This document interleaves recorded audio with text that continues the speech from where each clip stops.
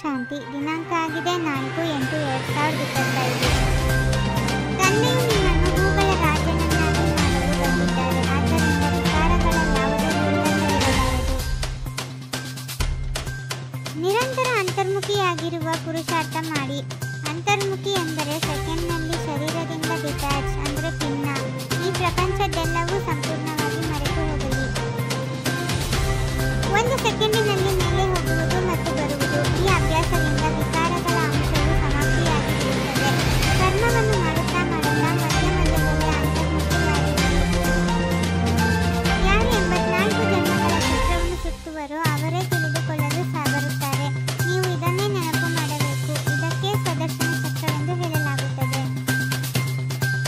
ಸತ್ಯಯುಗಕ್ಕೆ ಶಿವಾಲಯವೆಂದು ಹೇಳಲಾಗುತ್ತದೆ. ಕಲಿಯುಗವು ವೇಶ್ಯಾಲಯವಾಗಿದೆ. ಈ ಪ್ರಪಂಚವು ಬದಲಾಗುತ್ತದೆ. ಇದು ಭಾರತದ ಮಾತೆ ಆಗಿದೆ.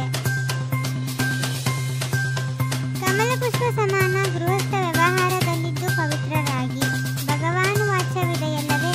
ಈ 1 ಜನ್ಮದಲ್ಲಿ ಪವಿತ್ರರಾಗುವುದರಿಂದ ಭವಿಷ್ಯ 21 ಜನ್ಮಗಳವರೆಗೆ ನೀವು ಪವಿತ್ರ ಪ್ರಪಂಚದ ಮಾಲೀಕರಾಗುತ್ತೀರಿ.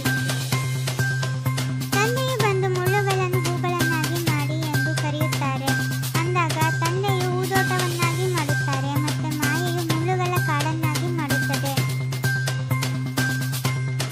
ಪಂಚವಿಕಾರಗಳಿಗೆ ಮಾಯೆ ಎಂದು ಹೇಳಲಾಗುತ್ತದೆ. ಇದಕ್ಕೆ ರಾವಣನೆಂದೂ ಹೇಳುತ್ತಾರೆ. ಬಾಕಿ ಮನುಷ್ಯರಂತೂ ಪುನರ್ಜನ್ಮವನ್ನು ತೆಗೆದುಕೊಂಡು 84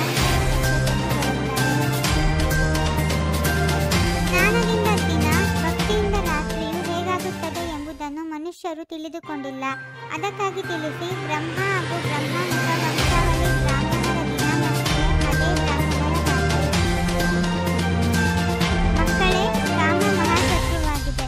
ಅದರ ಮೇಲೆ ಜಯ ಗಳಿಸಿರಿ.